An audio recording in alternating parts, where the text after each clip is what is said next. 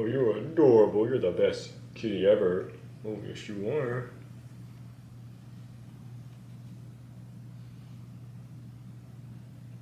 Alright, it's been like a week without a video. My bad. Let's get on with it. So, welcome back to the tailgate. Sorry I didn't post any SEC Sunbelt predictions. I was supposed to finish that off, but I got backed up with work and some homework, so couldn't really find enough time to make it, especially with it being 28 teams. It was gonna be a pretty long video, so it was gonna take a lot of time to make. So I'm hoping y'all are okay with one missing video, but I'm back. And this video is gonna come out Wednesday, so Thursday we got our first pretty exciting college football game. So with that, let's get on with our week 1 predictions. So with how I'm gonna do these prediction videos is that I'm gonna pick what I think are the 10 most interesting games of the season, which ones I think are the most fun to look at, or what I think will be the best games of this week, and I'll save the best game for last. So without further ado, we can start with the predictions. And don't worry, I didn't throw my cat that far. My bed is pretty close to my stand, and I think you might be able to see her. Yeah, she's fine. She likes me, so yeah, don't worry about that. On to the predictions. With game 1, Thursday, we're gonna have a rematch between Utah and Florida. Now, when they played last year, that was a very fun kickoff to week 1, as with some Anthony Richardson heroics and a late pick, Florida sealed the upset, but that wouldn't tell their entire season. This year, with them at Utah, it's definitely gonna be a different story. I think there's still potential for a really good game here. I don't think we're gonna have as good as a game as last year, but I think it could still be a good game. But I do think with Florida losing a good bit of their talent, and this time being at Utah, it's hard for me to see them getting those back-to-back wins against a ranked Pac-12 team. So for me, I think that Utah will take this game. And for a score prediction, I think Utah is gonna win 31-27. I think it's still gonna be a close game, but I think Utah hangs on. Now, another game to look at that's interesting to me will be this Saturday kickoff with TCU versus Colorado. Now, these two teams are weirdly similar, as TCU has basically a different roster after making the playoffs, going 13-2, and Colorado's roster is very different after they went 1-11. A lot of that comes from the transfer portal with Deion Sanders coming over, and a lot of TCU's losses come from a lot of their best players being seniors and juniors having breakout seasons. Looking at this game, it's fun to look at, really, as like I said, it's just two weirdly similar teams. Now, TCU, in my opinion, does have more talent and a little more experience in this level of college football. But I do think Colorado can hang around for a little bit, but I don't think Colorado is going to win. I just think it's going to be interesting just to see how these teams are going to play, since they are basically brand new, it feels like. But for me, I'm going to pick TCU to win 38-21. Game 3 on my list is an interesting one, as I think a pretty good game will be against Fresno and Purdue, one of the early kickoff games again.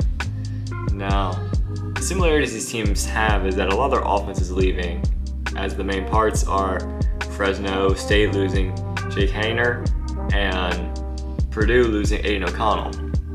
However, the similarities are that a lot of their defense is returning, which was the big parts of their team. So it's really an interesting matchup to see just how these defenses will play against each other, and as well as for Purdue, as their coach Jeff Brom is gone. Except I think with just all that together, especially with, like I said, a lot of their defense is returning, I think that's where the interesting matchup lies. So for me, I do think that Purdue will win this game, but I do think with a lot of offensive talent gone, we're going to see some early struggles for them. So I think we're going to see a defensive game where I see Purdue winning 17-13. I think that's a pretty good score for a team with a lot of defense like these two teams have. Now, these next two games aren't interesting for me in terms of it being a great game, as I think these are probably going to be blowout games.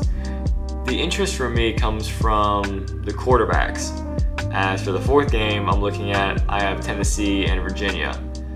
The big part for that is seeing how well Joe Milton plays. He played great in the Orange Bowl, as he had a lot of great throws, showing his arm and everything. But he was still kind of raw, as he would make a lot of overthrown passes. As if I can remember correctly, his completion percentage wasn't the best. But Tennessee still won, proving the potential that this team can still win a ball game and be very competitive in SEC East. For Virginia, a close game for them could prove that they have the potential for a bounce-back season. Maybe even if they win the game, it definitely shows that they have the potential for a bounce-back season after going 3-7 last year. But I don't see that happening, as I still think Tennessee just has too much offense for Virginia to really stop. So for me, I think Tennessee is going to win this game 41-10. I think it just mainly comes down to just seeing how good Joe Milton is and this offense. The next game is similar, as for me, I'm interested to see the Ohio State-Indiana game, mainly because of Ohio State's quarterback, as CJ Stroud was a top 5 draft pick as he went to the Houston Texans. Outside of that, most of Ohio State's team is back, except for him, of course, and Kyle McCord has the starting position now. So it's interesting to see how well he does if he can replace Stroud. A Big Ten game, of course, against Indiana is a great showing of that, as they're playing a conference opponent week 1. Now, I don't think there's much bright spots for Indiana. I think there's going to be a blowout game similar to Tennessee-Virginia. It's just more on the premise of how good is Kyle McCord, and if he's the guy that can carry Ohio State back to the playoffs. But looking at this game, I see Ohio State winning 56-10. I mean, Ohio State just has so much talent returning outside that quarterback spot that even if McCord plays just all right, or maybe even below average, Ohio State's probably still going to blow out Indiana just because of how much talent they have on every single side of the ball. My sixth game is Boise versus Washington. Now, the polls don't have Boise State ranked, but I do, so this is, to me, a ranked matchup. And looking at this game, it's mainly about the quarterback duel. Michael Penix versus Taylor Green. Washington's coming to the season with a lot of offensive talent returning, and same for Boise State. So I think this game can be a really good test and pretty good warm-up for Washington as they go into the season with Pac-12 championship and playoff aspirations. And Boise, seeing how good they are, if they can really hang with some of the top teams in the country and prove if they're worth being a New Year's Six spot. For me, I think this game will be a pretty close game. Washington is a 14.5 point favorite currently as I'm making this video. So for me, I do think Washington will win. And to me, I think the final score is going to be, a pretty high scoring game. As to me, Washington wins 44-31. I think they get some plays later on that help them, and Boise just can hang on for a pretty long time, but I think they'll eventually run out of gas. So for me, I think Washington's going to win that game. For our first night game, we have North Carolina versus South Carolina. A good old Carolina matchup. Now, this game is interesting, as I think similar to Boise and Washington, this will be more of a quarterback duel between Drake May and Spencer Rattler. And I'm excited to see how they two play against each other, as of course Drake May has proven as what he can do. He's super talented. And then Spencer Rattler showed a lot of potential late in the season, as he was a big part of beating Tennessee and Clemson back-to-back. The big thing for me is that North Carolina has to come to South Carolina and go in there to a pretty tough road atmosphere, of course being SEC ball. I think South Carolina will hang in there, but I don't see them getting the win in that SEC environment. So for me, I think this will also be a pretty high-scoring game, as South Carolina will win 38-35. I think they'll get some sort of last-minute touchdown or field goal to seal the deal. On to another night game is Tulane, South Alabama. Now, I could potentially be going to this game.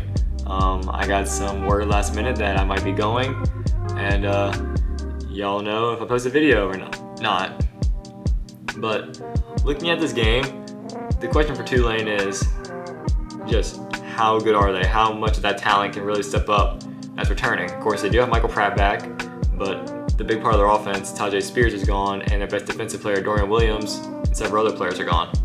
So Tulane's, of course, coming to the season with New Year's Six aspirations that they are the leading candidate for it.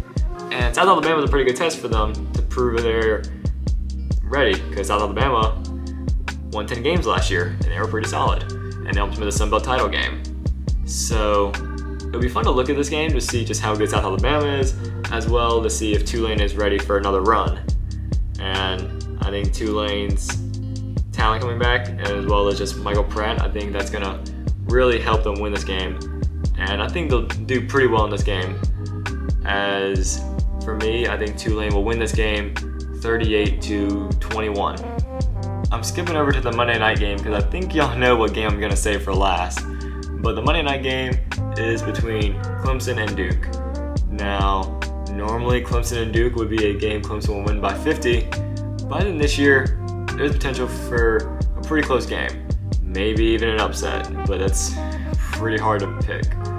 The big thing is that both teams have a lot of players returning, and Duke was pretty solid as they went 9-4 under their first-year head coach Mike Elko, and Clemson kind of fell off after they looked to be a pretty good shot to make the playoffs after they lost to South Carolina and Notre Dame. Now they do have a new quarterback with Cade Klubnik, and he's going to be really excited to watch as he played pretty good against North Carolina, then he played pretty rough against Tennessee, but now he's had a full offseason to develop, so it'll be fun to see how he plays now. With this game, it's going to be fun to watch, I think, but Clemson does have a little too much talent, actually a good bit more talent than Duke.